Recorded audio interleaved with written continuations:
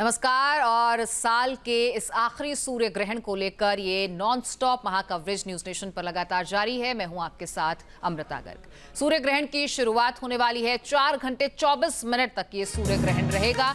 इस पर चर्चा भी करेंगे, लेकिन आखिरी सूर्य ग्रहण को लेकर क्या कुछ उत्सुकताएं हैं, क्या कुछ सवाल हैं, क्या कुछ डाउट्स हैं, इन तमाम मसलों को क्लियर करना बहुत जरूरी है, क्योंकि भारत में ये सूर्य ग्रहण दिखाई नहीं देगा। ऐसे में सवाल कई हैं जो इस सूर्य ग्रहण के साथ जुड़े हुए हैं, लेकिन जो इसकी अवधि है वो आपको बताते चले। 4 घंटे 24 मिनट तक ये सूर्य ग्रहण रहेगा। अब से कुछ ही मिनट में सूर्य ग्रहण की शुरुआत हो जाएगी।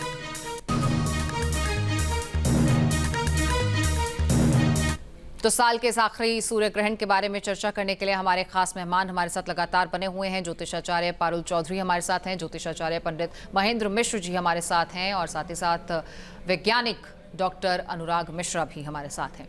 तो ब्रेक पर जाने से पहले चर्चा काफ़ी सरगर्म मोड पर थी, और फिर वही विज्ञान और धर्म की दृष्टि से अलग अलग कैसे कैसे हम इसे देख रहे थे, उस पर भी चर्चा करेंगे। और डॉक्टर अरविंद त्रिपाठी जी ज्योतिषाचार्य हैं, आप भी हमारे साथ इस चर्चा में जुड़ चुके हैं। बहुत स्वागत है सर आपका इस चर्चा में हमारे साथ जुड़ने के लिए। त्रिपाठी जी, इस वक्त अगर बात की जाए तो कुछ क्षण बाकी हैं, सूर्य ग्रहण की शुरुआत हो जाएगी। तो सबसे पहले आप ही से ये सवाल कि आप इसे कैसे देखते हैं, कैसे इसके असर को समझेंगे, और खास तौर पर इस परिस्थिति में जब भारत में ये विजिबल ही नहीं है। जी देखिए अमृता, कोई भी ग्रहण अच्छा नहीं माना जाता। अभी चंद्र ग्रहण पूर्णिमा को लगा था, पितृ पूर्णिमा के दिन लगा था, और फिर आज सर्व पितृ अमावस्या है। 14 दिन बाद लग रहा है सूर्य ग्रहण। तो चंद्र ग्रहण हो या सूर्य ग्रहण हो, हम प्राकृतिक दृष्टिकोण से इसको बहुत अच्छा नहीं मानते, क्योंकि ग्रहण ग्रहण होता है। कहते हैं कि ग्रहण काल कभी भी अच्छा नहीं मानते। खास तौर से जब सूर्य ग्रहण होता है तो प्रकृति में काफी घटनाएं घटती हैं, दुर्घटनाएं होती हैं, और ग्रहण को लेकर के तमाम तरह की बातें कही जाती है कि प्राकृतिक प्रकोप, दुर्घटनाएं, जल प्लवन, सामुद्रिक तूफान, इस तरह की घटनाएं होती हैं, भूकंप, भूस्खलन, ये सब चीजें आती हैं। लेकिन ग्रहण काल में देखा जाए तो अपने भारत में यह ग्रहण नहीं लग रहा है। ये खास तौर से न्यूजीलैंड, फिजी, अंटार्कटिका, ऑस्ट्रेलिया के दक्षिण भाग में दिखाई देगा। तो जिन भागों में दिखाई देगा उन देशों के लिए ठीक नहीं है, और जिन देशों में नहीं दिखाई दे रहा उनके लिए ये ठीक है। नंबर 1। नंबर 2, सूर्य चूंकि एक ही है, पूरा यूनिवर्स में सूर्य एक है, पृथ्वी एक है, तो इसका पृथ्वी पर कुछ न कुछ तो प्रभाव पड़ेगा। तो ग्रहण काल में कम से कम ये व्यक्ति को देखना चाहिए कि व्यक्ति को सैर नहीं करना चाहिए, नुकीली चीजों का प्रयोग नहीं करना चाहिए, गर्भवती महिलाओं को इससे बहुत सावधान रहना चाहिए। दूसरी बात ये ध्यान रखना चाहिए कि ग्रहण काल में अगर आप मंत्र जप करते हैं, पूजा पाठ करते हैं, या अपने किसी इष्ट की आराधना करते हैं, तो उसमें मंत्र की सिद्धि होती है। ग्रहण काल को आप शुभ में भी कन्वर्ट कर सकते हैं। केवल ग्रहण काल आपका नुकसान ही नहीं देता, लेकिन जब ग्रहण काल में आप पूजा पाठ करते हैं, जब तब करते हैं, तो बहुत ही अच्छा होता है। मजेदार बात यह है कि सर्व पितृ अमावस्या के दिन यह लग रहा है। तो मान लीजिए कि जिन जातक की कुंडली में सूर्य केतु या सूर्य राहु बैठा हुआ है, या चंद्रमा केतु चंद्रमा राहु बैठा हुआ है, तो आज अमावस्या है, तो ऐसे परिस्थिति में व्यक्ति अगर अपने पूर्व पितरों को अगर जौ, तिल, जल से अर्पण करता है, तर्पण करता है, तो बहुत ही अच्छा रहेगा। ओम पितृ देवभ्यो नमः या ओम कुल देवभ्यो नमः, इस मंत्र का जप करता है तो उसके लिए काफी अच्छा रहेगा। दूसरी बात ये देखना है कि यह जो ग्रहण लगेगा कुल 4 घंटा 24 मिनट का होगा, और भारतीय समय अनुसार 10:59 रात्रि में लगेगा। इसका मध्यकाल 3:23 पर होगा, और इसका मोक्ष इसका मध्यकाल 1:23 पर होगा, और मोक्ष 3:23 पर होगा। तो ग्रहण काल देखा जाए तो ये लग रहा है कन्या राशि में। कन्या राशि में सूर्य, चंद्रमा, बुध है। तो सूर्य को कहते हैं कि सूर्य पर ही ग्रहण लग रहा है, और वहां चंद्रमा भी है, बुध भी है। तो सूर्य बुध आदित्य योग बना रहा है, और इसके साथ ही साथ बुध अस्त भी हो गया है।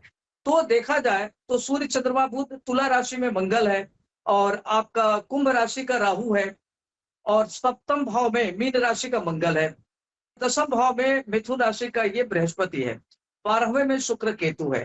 तो यह खास तौर से जो कन्या राशि के जातक हैं उनके लिए बहुत अच्छा नहीं है। उनके राशि पर लगा हुआ है तो उनको हेल्थ वेल्थ का ध्यान रखना चाहिए, उनके साथ हेल्थ को लेकर के ध्यान रखना चाहिए, और अपने मन पर नियंत्रण रखना चाहिए, एग्रेशन से बचना चाहिए, क्योंकि कन्या राशि का स्वामी बुध होता है, बुध के पर लगा हुआ है, तो यह जातक के लिए बहुत अच्छा नहीं रहेगा। स्किन डिजीज हो सकता है, आपको तमाम तरह की परेशानियां हो सकती है, नमनेस हो सकता है, जी। और सूर्य बुध बुधादित्यों लगने के कारण आपको दिक्कत हो सकती है। वहीं देखा जाए तो मिथुन, कर्क, सिंह, वृश्चिक, धनु, मकर के लिए यह शुभ माना जाएगा। और वहीं मेष, वृष, कन्या, तुला, कुंभ, मीन राशि के लिए यह बहुत ही अच्छा माना जाएगा। तो ये खास तौर से ठीक रहेगा। जी जी बिल्कुल। समय की अगर बात की जाए तो ग्रहण की शुरुआत हो चुकी है और अब 4 घंटे तक आगे ऐसे ही जो है ये ग्रहण जारी रहेगा। लेकिन जिस तरीके से हम समझ रहे थे विज्ञान और धर्म की दृष्टि से, विज्ञान और पुराणों की दृष्टि से इसे कैसे समझा जाए, इसे कैसे देखा जाए, तो सर मैं आपके पास भी आऊंगी और पंडित महेंद्र मिश्र जी आपको भी इस चर्चा में मैं शामिल करूंगी और अनुराग मिश्र जी, क्योंकि लगातार हम इन दोनों चश्मों से जब देखते हैं तो अलग अलग इसकी डेफिनेशन सामने आती है, अलग अलग प्रभाव सामने आते हैं। अब विज्ञान का कहना है कि एक साया ही है लेकिन बाकी चीजें सब अपनी जगह पर हैं, लेकिन वहीं अगर दूसरे तरीके से देखा जाए, दूसरे चश्मे से देखा जाए तो इस साये को ही एक बड़ा भूगोलीय घटना जो है वो माना जाता है। तो डॉक्टर अनुराग मैं आपके पास आऊंगी कि कैसे विज्ञान इसे देखता है, और अब जब हम बात करते हैं धर्म के लिहाज से तो ये कहा जा रहा है कि जो प्रेडिक्शंस की जाती हैं वो सच तो होती हैं, तो इसको विज्ञान मानने से गुरेज क्यों करता है कि इसका असर नहीं होता? देखिए, जैसे मुझसे पहले जो हमारे वक्ता हैं अरविंद त्रिपाठी जी, जैसे उन्होंने खुद बोला कि कुछ राशियां हैं जिसके लिए ये शुभ है, कुछ राशियां हैं जिसके लिए अशुभ है। तो ऐसे में अब कैसे कोई भी इंसान ये तय करेगा कि किसको तो घर से बाहर निकलना है, किसको घर से बाहर नहीं निकलना, किसको जप करना है, किसको नहीं करना।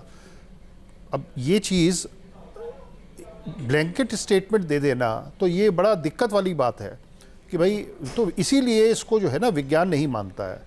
विज्ञान यहाँ तक तो कहता है कि भाई ठीक है, ये चूँकि ग्रहण है, ग्रहण में चंद्रमा और जो है वो सूर्य और पृथ्वी के बीच में आया, और जब पृथ्वी से वो हटा, मतलब उसके आगे जो उसने उसको शैडो बनाया हुआ है वहाँ से वो हटा, तो एकदम से अल्ट्रावायलेट रेज जो है वो आपकी आंख में पड़ सकती है और आपकी आंख डैमेज हो सकती है जी। तो उस चीज़ को प्रिकॉशन लेने के लिए उन्होंने कुछ अपनी गाइडलाइंस दी हुई हैं। लेकिन इसके आगे जो है, जो भी प्रेडिक्शंस की जा रही हैं, उसके पीछे कोई वैज्ञानिक आधार तो नहीं दिखाई पड़ता है, तो इसलिए विज्ञान इसको नहीं मानता है। बाकी तो उसके साथ जैसे उन्होंने भी बताया कि बहुत सारी मान्यताएं हैं, बहुत सारे कल्चरल बिलीफ्स हैं, ट्रेडिशंस हैं। अब कि दान पुण्य करना है, मान लीजिए इसके साथ इसमें बताया गया दान करिए, पुण्य करिए, तो इससे किसको गुरेज हो सकता है? दान पुण्य तो वैसे भी करना चाहिए, जाता है, ये दान तो पुण्य तो वैसे करना ही किया चाहिए, जाता है, डेली लाइफ में भी करना चाहिए। तो इसलिए उससे किसी को कोई जो कल्चरल इश्यूज हैं यहाँ पर, उससे किसी को कोई गुरेज नहीं है, वो खूब करे। लेकिन ये कहना कि इससे नुकसान हो सकता है, सुनामी आ जाएगी, भूचाल आ जाएगा, या कोई और ग्रहण का बुरा प्रभाव पड़ेगा, इसके ऊपर विज्ञान जो है थोड़ा सा वैज्ञानिक और विज्ञान वो इसको ट्रस्ट नहीं करते। पंडित महेंद्र मिश्र जी, इसे कैसे जस्टिफाई करेगा ज्योतिष या एक ज्योतिषाचार्य, उनकी स्टडी कि अगर कोई ग्रहण लग रहा है, चंद्र ग्रहण है या सूर्य ग्रहण है, अभी सूर्य ग्रहण की बात कर लेते हैं, तो इससे भूकंप आ जाएगा, सुनामी आ जाएगी, ये तमाम जो चीजें हैं, या फिर युद्ध को लेकर भी प्रेडिक्शंस अब तो इसके साथ जोड़ी जाती हैं। बहुत सारे देशों में युद्ध की स्थिति है, पाकिस्तान के साथ क्या होगा, इस तरीके की तमाम चीजें जो हैं वो कही जाती रही हैं। तो ज्योतिष आचार्य इसे कैसे जो है वो साबित करते हैं कि ये हुआ है या होगा? नहीं, एक बात बताइए कि क्या ज्योतिषों को ही ठेका दिया गया है कि वो साबित करे, वैज्ञानिक न करे? दूसरी बात ये है, वैज्ञानिक तो इसकी, सुनिए, मैं एक चीज बताना चाहता हूँ, तो जो क्लेम कर रहा है वो साबित करेगा। सुनिए, ऐसा है कि नास्तिको वेद निंदक, जो आदमी है वो तो कहता है भगवान भी नहीं है जी, और वो भगवान को भी नहीं मानता है। वो अभी इन्होंने कहा कि गॉड पार्टिकल तो तलाश कर रहा है ना। नहीं, मैं कह रहा हूं कि क्या 100% ज्योतिष सभी के बारे में बता दे? क्या वैज्ञानिक लोग 100% डॉक्टर लोग बता देते हैं किसी को? नहीं, अनुमान है। प्रमाणम धर्म शास्त्र कार्याकार व्यवस्थितो, ये तो हमारे शास्त्र में लिखा हुआ है, हम उसके आधार पर चलते हैं। और आप कह रहे हैं सुनामी आ जाएगा, और कैसे आ जाएगा? तो आप बताइए कैसे आता है, बताइए, आप ये बताइए। देखिए ग्रेविटी के हिसाब से सुनामी आता है, ग्रेविटी के हिसाब से देखिए, उत्पत्ति प्रलय च भूताना आगति गति वेंति विद्या अविद्या च बाचो भगवान इति। ये भगवान है, हमारे जो सूर्य भगवान है उनको माना गया है, और उनकी जो है ग्रेविटी का 99.5% जो है ऊर्जा हमें सूर्य भगवान से मिलता है। आपने देखा होगा गर्मी में जब हम खड़े होते हैं पसीने से तर हो जाते हैं, हम एसी चलाते हैं, अपने घरों में छुप जाते हैं, बाहर नहीं निकलते, और ऐसा होता है कि जब सूर्य की रोशनी नहीं मिलती है तो जाड़े में हम इतना ठंड में आ जाते हैं कि कई बार बाहर के लोग बेचारे मर जाते हैं। आप कह रहे हैं सूर्य का असर नहीं होता, सूर्य का असर क्यों नहीं होगा बताइए? ऐसा कुछ नहीं कहा आप है। ये कर रहे हैं कि सभी के बारे में बताइए, सभी के बारे में जब पूछेगा कोई तब बताएंगे। और हम तो ये कहते हैं कि हमारा सूर्य किस भाव में बैठा है, वो किसको प्रभावित करेगा, किसको नुकसान करेगा, किसको फायदा करेगा, कौन बाहर। हम तो अपना एक राय देते हैं कि भाई आप खाना मत खाइए, आप बाहर मत निकलिए। अगर आपकी मर्जी है और आप वेद की निंदा करते हो और आप नहीं मानते तो निकल जाओ, उसमें क्या फर्क पड़ता है? किसी भी ज्योतिषी को फर्क नहीं पड़ने वाला है। लेकिन जो वैज्ञानिक लोग जिस तरह से तर्क दे के ज्योतिषी को जो है नीचे गिराने की कोशिश करते हैं, और वो ये कहते हैं कि नहीं साहब आप गलत कह रहे हैं, आप सुनामी नहीं आएगा, ये होगा वो होगा। आप ये बताइए कि जो हमारे ऊपर ऊर्जा जो आ रही है पृथ्वी पे, जो सूर्य की आ रही है, वो अगर बाधित हो जाए तो क्या होगा? आप एक बात बताइए, अभी 4 घंटे के लिए बाधित है, अगर ये 40 घंटे के लिए बाधित होता है तो आप बताइए, आप वैज्ञानिक है, क्या प्रभाव पड़ेगा बताइए? आप बोलिए क्या प्रभाव पड़ने वाला है? हमारे हिसाब से तो इसका कोई प्रभाव नहीं पड़ेगा। ये देखिए, आप वैज्ञानिक भी हैं, आपके हिसाब से कोई फर्क भी नहीं पड़ता। लेकिन त्रिपाठी जी ने 99.5% जो है इतना देखिए, परसेंट अभी इसकी सर ने ऊर्जा बोला, हमारे को मिलती है, और आप मिश्रा कह रहे जी, कोई फर्क नहीं पड़ता। आप कहाँ के वैज्ञानिक है भाई? आप दो चीजों को मिक्स मत करें। नहीं, मिक्स नहीं, बिल्कुल नहीं अभी कर रहा। आपने मैं तो क्वेश्चन करा। आपको ये बताना चाह रहा यहाँ पे हूँ बात है कि ग्रहण ये की। एक विज्ञान है। ये देखिए यहाँ पर बात हो रही है ग्रहण की। यहाँ पे डेली लाइफ के अंदर जो सूर्य अरे की भाई, तो ग्रहण क्यों लगा है, किस वजह से लगा है, किस पे लगा है, आप ये बताइए। ग्रहण तो तब लगा है भाई सूर्य के सामने चंद्रमा आ गया ना भाई। चंद्रमा आ गया, चंद्रमा 2 घंटे के लिए आया, जैसे अच्छा, 2 घंटे के लिए आया। आपके अगर एक चीज बताइए, आपकी प्राण जो वायु है अगर 2 मिनट के लिए रोक दिया जाए तो क्या होगा? व्हाट्सएप 2 घंटे में नक्षत्र तो चेंज हो गए ना? हाँ नहीं, हम बताएं आपका क्या होने वाला है। आप इस बात को नहीं मान रहे। देखिए ऐसा, आप चीजों को दूसरे डायरेक्शन में लेके जा रहे हैं। बिल्कुल कोई डायरेक्शन नहीं है, ये सीधा है। यहाँ पे ये कोई सुनिए, बिल्कुल सीधा है ये। थोड़ा दूसरे को भी बोलने दें। हाँ बोलिए। देखिए इसमें ऐसा है कि इसको डेली लाइफ, इस इवेंट को डेली लाइफ के इवेंट से जोड़ के ना देखा जाए। क्यों ना देखा जाए? बिल्कुल नहीं देखना चाहिए। क्यों नहीं देखा जाए? क्योंकि ये जो सूर्य ग्रहण है ये एक सेलेस्टियल फिनोमेना है जो कि अपने समय पे होगा, अपने समय पे खत्म हो जाएगा। अच्छा, ठीक तो है, ये कहानी आप कर रहे हैं कि ये खत्म हो जाएगा या हो रहा है तो इसलिए इसका कोई असर नहीं पड़ेगा? क्या बात करते हैं आप? अरे भाई, असर अगर पड़ेगा हाँ। तो उसकी वैज्ञानिक आप जानकारी दे दीजिए हमको। नहीं, आप बताइए, आप वैज्ञानिक जानकारी दीजिए कि नहीं असर पड़ेगा, ये पहले दीजिए। कहां पे आपका लिखा है कि नहीं पड़ेगा? देखिए हम तो मानते ही नहीं है ना, नहीं, आप इसका मत पड़ेगा। देखिए, तो बात खत्म हो गई। देखिए, अगर आप क्लेम कर रहे हैं कि इसका पड़ेगा, मान ये जाओ सिद्ध आपको करना है ना। हम नहीं मानो तो फासले हैं बहुत। नहीं, ये आप मत मानो। इस तरीके से देखिए, वैज्ञानिक कोई जांच जो है ना इस प्रकार से नहीं हुआ करती है। हाँ, किस प्रकार ठीक है से ना? होती है? वो बाकायदा उसके लिए एक्सपेरिमेंट्स करने पड़ते हैं। या आप ऐसा करें ना, मेरा आपको सुझाव है, मेरा आपको सुझाव है कि आप इस प्रकार के वैज्ञानिक एक्सपेरिमेंट्स करें और उसको सिद्ध कर दें, हम मान लेंगे। अरे ये तो सिद्ध है भाई, पहले से सिद्ध है, आज से थोड़ी है। लाखों साल से, हजारों साल कहां सिद्ध है? और हमारे जो है हमारे वेदों में लिखा हुआ है। और आप कहेंगे चलिए आप वेदों में लिखा हुआ बता रहे हैं ना। आप वेदों से जो हमारे जो चतुर्वेद है, 4 वेद, उसमें ये जो है अपना सूर्य ग्रहण या चंद्र ग्रहण, इससे भूकंप और सुनामी और महामारी फैल जाएगी, ये दिखा दीजिए मुझे वेदों में कहां लिखा हुआ है। आप ये दिखा दीजिए, मुझे बताइए कहां लिखा हुआ है। हर जगह लिखा हुआ है, रेफरेंसेस दे रहे हैं ना, आप मुझे एक रेफरेंस दे दीजिए। क्या आप मुझे एक रेफरेंस दे दीजिए? ये बताइए कि जो है, मैं तो सीधी सी बात कर रहा हूं ना, मैं तो छोड़िए, मैं तो वैज्ञानिक आधार आधार और को भाटा क्यों आता है ये बताइए मैं तो ज्वार और भाटा क्यों आता है? मैं बताता हूँ। हाँ, बताइए। मैं वैज्ञानिक आधार को मैं एक तरफ किए दे रहा हूँ। हाँ। मैं आपके वैदिक रेफरेंसेस की ही बात कर रहा हूँ। नहीं, मैं ठीक ये है ना? आप मुझे बता नहीं, दीजिए, आप हमसे रेफरेंस पूछ रहे हैं। आप मुझे आप हमको रेफरेंस बताइए, हमसे क्यों पूछ रहे चार हैं? रेफरेंस, अगर 4 वेद हैं हाँ। उसमें से कोई एक रेफरेंस मैं लेके कह रहा हूं, आइए कोई जरूरी जो है कि बताइए। वेद में दिया जाए? ये तो बहुत बृहदा सारे संहिता और में भी लिखा किताबें हुआ आते है। हैं। नहीं, कोई अभी- जरूरी है कि वेद में दिया जाए? लिखा तो फिर हुआ है आप बृहदा एक में। बताइए, आप एक रेफरेंस दे दीजिए ठीक है कि- ठीक है पंडित जी, जहां आऊंगी मैं लिखा आपके हुआ है, वो पास, लेके आइए ना आऊंगी मैं सामने। आपके पास, नहीं, डॉक्टर साहब हम आपके आपके पास भी सामने आऊंगी। लाए और आप हमारे सामने नहीं लाए। पारुल जी, आप जरा ये समझाइए कि जिस तरह से आपने कहा अभी कि नक्षत्रों में बदलाव, ठीक है पंडित जी, मुझे कहीं नहीं मिला। महेंद्र जी, सब बारी बारी से बोलेंगे अमन तभी मानी। तभी बात बनेगी, सब बारी बारी से बोलेंगे तभी भाई बात। मैंने तो ढूंढा, मुझे नहीं मिला। नहीं, डॉक्टर साहब, आप आऊंगी मैं दिखाइए, आपके पास। मैं बता रही हूं देखिए यहाँ आपको। लिखा हुआ है। मैं बताती हूँ। बताइए मुझे कहाँ लिखा। अगर आप नहीं मान रहे हैं तो देखिए मैं पारुल मानूं। जी आपकी सहयोगी है, उन्हें भी मौका दे मैं जरा बोल रही बोलने हूँ, मैं का। आपको बताती है ना? हूँ, बृहदा संहिता में लिखा हुआ है, 5वां अध्याय है, वहां पे लिखा हुआ है जब जब ऐसी कोई घटना घटती है, यानी सूर्य ग्रहण, चंद्र ग्रहण, ऐसी कोई भी घटना होती है तो भूकंप आता है, साइक्लोन आते हैं। अभी आपने बात करी त्रिपाठी जी की कि इन्होंने एक अनुमान लगा दिया है कि कहाँ पर आएगा, कौन सी राशि पे आएगा, उन्होंने पूरा नहीं बताया, उन्होंने पूरा ही बताया 12 राशि का हाल।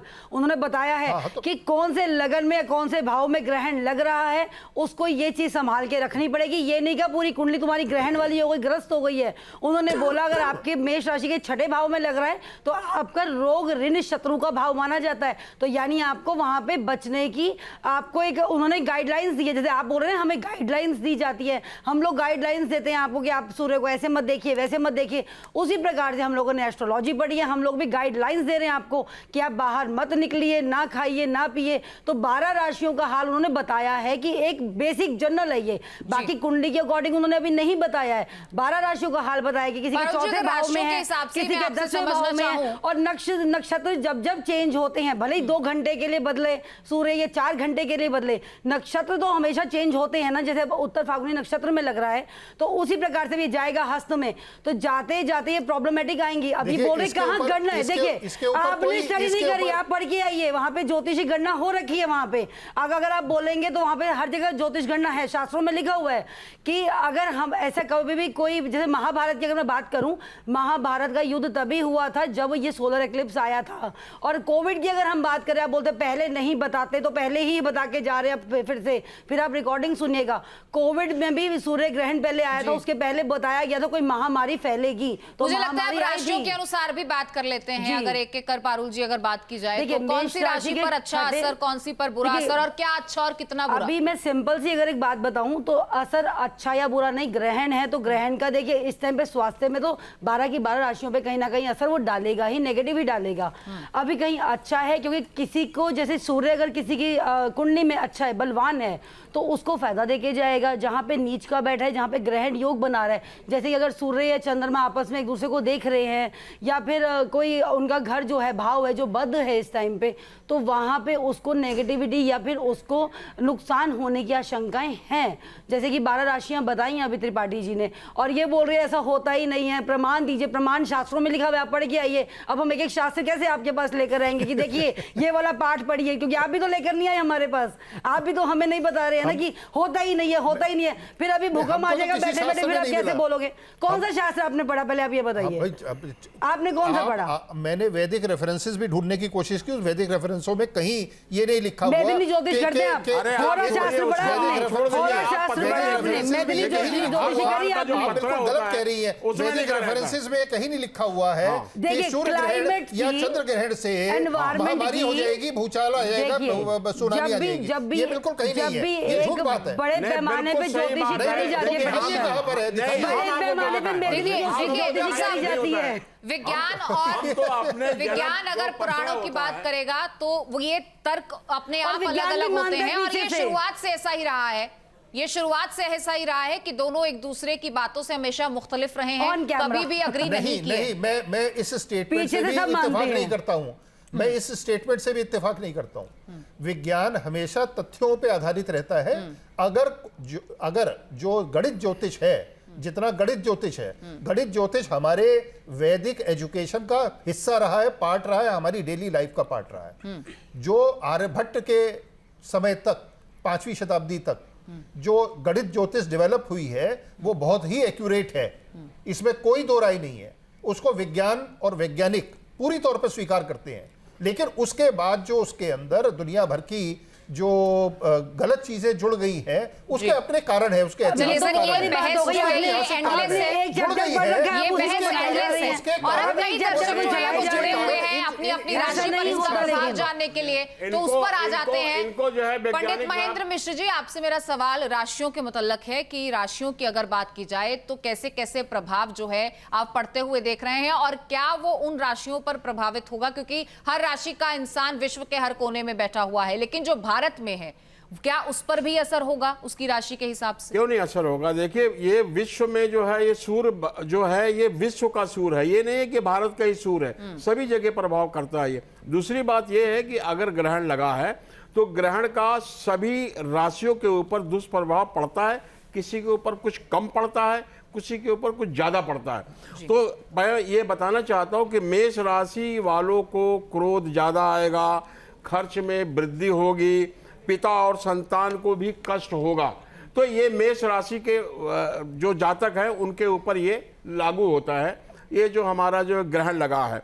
वृष राशि वालों का जो है मनोबल और स्वास्थ्य में उतार चढ़ाव रहेगा।